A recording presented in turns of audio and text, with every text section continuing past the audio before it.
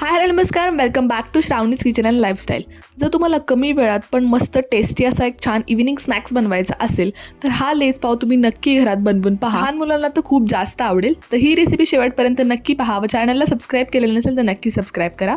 तर एका बाउलमध्ये आपण कट करून घेतलेला एक कांदा आहे तो आपण टाकून घेऊया. त्यानंतर आपण ह्यामध्ये शिमला मिर्च देखील टाकून घेणार आहोत. उभी याला छान अशी कट करून घेतलेली आहे. तुम्ही हवं तर तुमच्या आवडीनुसार ह्याच्यामध्ये गाजर देखील ॲड करू शकता किंवा तुमच्या आवडीनुसार अजून कोणत्या भाज्या. आता या सर्व भाज्या आपण ह्यामध्ये टाकून घेतल्यात. सोबत आपण कट करून घेतलेला कोबी देखील टाकून घेतलेला आहे. आता आपण ह्यामध्ये काही सॉसेस टाकून घेऊयात. इथे मी 2 टेबलस्पून शेजवान चटणी टाकून घेतलेली आहे. त्यानंतर आपण ह्यामध्ये 1 ते 1.5 टेबलस्पून मॅयोनीज टाकून घ्यायचं आहे. मॅयोनीज थोडं आपण जास्त वापरणार आहोत जेणेकरून हे छान क्रीमी असं होईल. त्यानंतर पण ह्यामध्ये 1 ते 1.5 टेबलस्पून पेरी पेरी मसाला टाकून घेऊयात. तसंच 1/2 टेबलस्पून चाट मसाला आणि थोडंसं आपण ह्याच्यामध्ये चीज पावडर देखील टाकून घेणार आहोत. चीज पावडर टाकणं ऑप्शनल आहे, नाही टाकलं तरी देखील चालेल. आता सर्व आपण व्यवस्थितपणे मिक्स करून घ्यायचं आहे. आपल्या भाज्यांना हे सॉसेस जे आहे ते मस्त असे लागले गेले पाहिजे. आता तुम्ही पाहू शकता मस्त असं क्रीमी छान असं आपलं इथे बॅटर जे आहे ते रेडी झालेलं आहे.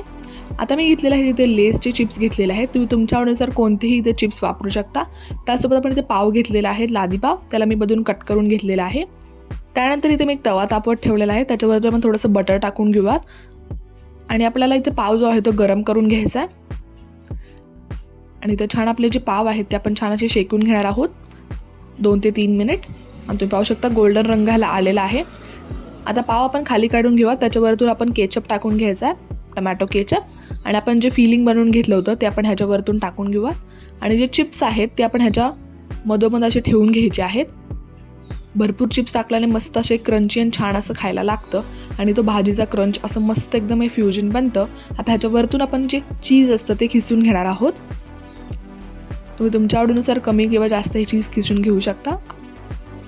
आणि अशा रीतीने आपले हे लेस पाव फक्त 10 ते 15 मिनिटात बनवून रेडी झालेले आहेत.